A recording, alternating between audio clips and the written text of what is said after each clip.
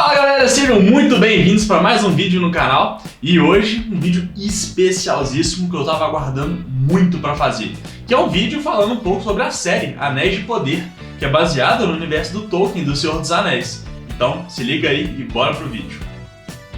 Bem galera, nesse vídeo aqui eu quero fazer uma pequena análise com algumas impressões que eu tive do episódio e trazer também muitas das referências que foram citadas na série que não foram tão explicadas assim, que pode ter passado despercebido por muita gente, principalmente quem não leu os livros.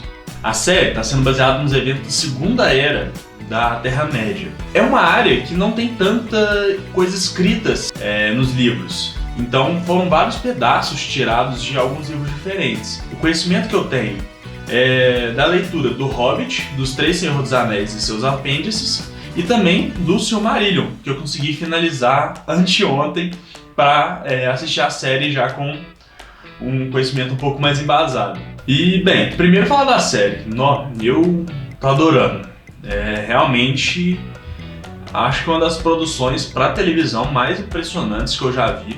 Acho não, tenho certeza disso. O primor técnico, o primor de narrativa, a qualidade de CGI, figurinos, diálogos, tá tudo muito incrível. O mundo da Terra-média tá extremamente vivo. Quem tava com medo ali de sentir um pouco de estranheza, porque a gente tava acostumado com os filmes do Peter Jackson, né? Mas não causa nenhum conflito muito gritante. Você realmente consegue gostar das duas obras juntas, porque faz todo sentido, a estética tá muito bacana e a história que eles estão se propondo a contar tá bem interessante também. E isso é uma coisa até curiosa, porque a história que eles estão contando, pelo que eu consegui assistir nesses dois primeiros episódios, é uma história bem diferente. Ela tem algumas diferenças ali, principalmente de como aconteceram certos eventos e a época que alguns eventos acontecem, mas isso realmente não atrapalha. Quando uma obra como um livro, principalmente um livro complexo como o Silmarillion, Contos Inacabados, a obra de Tolkien como um todo é adaptada, é necessário fazer algumas adaptações. O problema não é adaptar, o problema é ficar ruim. E no caso da série tá incrivelmente bom. Bem, eu vou falar agora sobre algumas referências que na hora que eu bati o olho na série, que falaram alguns nomes ali, vieram na minha cabeça e que o pessoal que não leu os livros, ou que leu os livros há muito tempo, talvez não tenha lembrado ou entendido muito bem. Então, eu vou falar alguns aqui. Primeiro, eu vou começar falando sobre o Elrond. O Elrond é um personagem que está muito interessante na série. Ele brilha mesmo no Hobbit e no Senhor dos Anéis. E pouco dele é falado no Silmarillion, mas no Hobbit e Senhor dos Anéis a gente já conhece ele um pouco mais velho. Então está sendo muito interessante ver como que esse jovem Elrond vivia. E a amizade que ele tem com a Galadriel e com o próprio Gil-galad. Porque é descrito no Silmarillion que durante vários anos esses elfos moraram todos juntos em Lórien. Então era de se esperar que eles tivessem uma amizade. E o relacionamento da Galadriel e do Elrond, eu acho que ele é muito interessante. Não sei se a série vai adaptar essa parte, mas nos livros a Galadriel, ela acaba se tornando sogra do Elrond. Então, vamos ver se essa parte também vai ser adaptada. E o Elrond, ele tá muito interessante na série também, porque tá mostrando um pouco mais desse lado diplomático dele. O Elrond é um cara muito sábio e realmente muito habilidoso em gerir pessoas, em gerir situações de crise. E tá sendo muito bacana ver esse lado dele sendo mostrado na série. Quando ele é apresentado na série, uma moça aparece falando para ele que ele não foi convocado para o conselho, que somente os altos elfos que iam poder participar. E isso se dá porque Elrond, ele é um meio-elfo. E ele vem da descendência de Tuor. Então, ele nasceu do relacionamento de um elfo com um humano. Talvez seja por esse motivo que ele não está sendo considerado com tanta importância no Conselho dos Elfos. Mas, como a gente pode ver na série, ele não se importa muito com isso. Falando de Tuor, a gente pode remeter àquela cena que tá o Arondir andando com o companheiro dele, que o companheiro dele fala: olha, você fica esperto aí, porque você tá apaixonado por aquela humana E esses relacionamentos entre elfos e humanos nunca dão certo, estão sempre em tragédia. Ele fala que só ocorreram esses relacionamentos 2 vezes. Esses 2 relacionamentos foram de Beren e Lúthien e de Tuor e Idris, a princesa de Gondolin. E a tragédia que a gente pode dizer disso tudo, né, foi porque realmente esses casais tiveram, de certo modo, um desenrolar trágico. Beren e Lúthien, o relacionamento dos dois acabou levando eles à morte e ao renascimento, e de Tuor e Idris acabou despertando a inveja de um outro elfo que, dessa malícia que cresceu dentro dele, a queda de Gondolin veio a acontecer. Falando agora um pouco da Galadriel, que tá com sangue nos olhos nessa série, é muito legal ver ela dessa forma, mais astuta, mais guerreira, que Galadriel ela é descrita nos livros como uma elfa forte, bem atlética, mas não é muito falado sobre essa contenda dela em busca do Sauron. Realmente eu acho que é uma coisa da série. E essa vingança que é pelo irmão é uma coisa curiosa e interessante de se ver.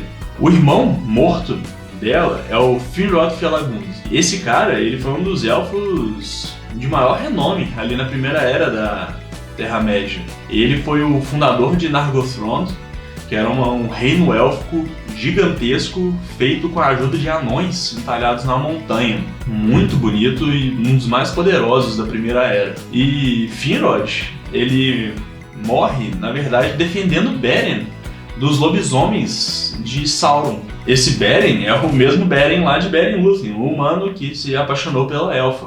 Então a série, de certa forma, adaptou também a morte do irmão da Galadriel para que ele tenha morrido ali nas guerras contra o Morgoth. Então, mais uma adaptação que aconteceu, mas realmente não interfere em nada sobre o desenrolar da série e a qualidade da série. Outro ponto muito legal da gente falar é sobre as Silmarils. Elas são citadas quando o Elrond está visitando o Celebrimbor no reino dele. E Celebrimbor está com o martelo de Fëanor. E Fëanor foi um dos primeiros elfos que surgiram lá em Valinor, e ele também foi o cara que fez as Silmarils com base nas 2 árvores que tinham em Valinor, antes do Morgoth e a Unliogant, que é a aranha gigante, destruírem elas. Fëanor, ele é um cara bem impulsivo e bem merdeiro, porque praticamente tudo que acontece no Silmarillion é fruto desse sentimento impulsivo do Fëanor. Quando foram destruídas as árvores, Fëanor teve a oportunidade de ceder as suas Silmarils para renascer as árvores, dar nova vida a elas. Mas Fëanor, em sua ganância, negou aos Valar, que são os deuses daquele mundo, as Silmarils. E as árvores morreram. Só que Fëanor acabou não ficando com as Silmarils, porque elas foram roubadas por Morgoth.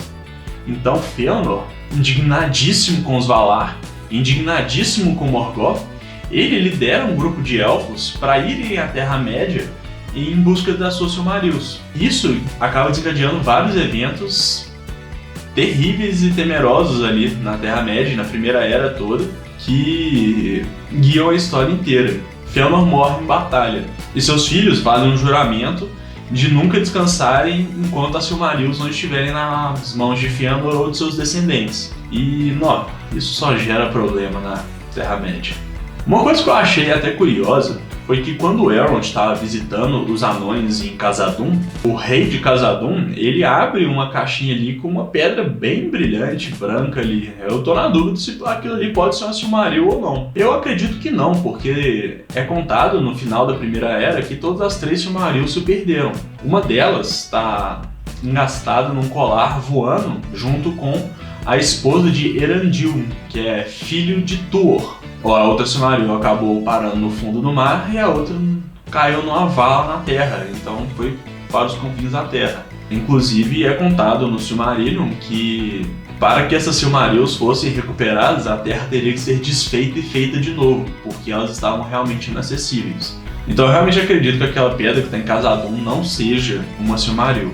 Uma coisa legal também, para quem é fã de videogame, assim como eu sou, Celebrimbor, que é aquele elfo que está com o Elrond na série, é o mesmo elfo que está com o Talon no jogo Sombras de Mordor. Então dá para traçar esse paralelo aí também. Outra coisa que é interessante falar é que os episódios terminam com o naufrágio da Galadriel. Quem já viu os trailers, quem tá especulando ali, acredita que quem achou ela deve ter sido um barco de Númenor. Númenor foi uma cidade fundada pelos Valar, presenteada aos humanos que lutaram contra Morgoth na Terra-média que findou a Primeira Era daquele mundo. E a esses humanos foi concedida uma vida mais longa, mais força, eles são mais altos, mais sábios. E é desse povo que descende o próprio Aragorn, da série do Senhor dos Anéis. E uma coisa interessante da gente falar é que em Númenor, o primeiro rei que eles tiveram foi o Elros, que é irmão do Elrond.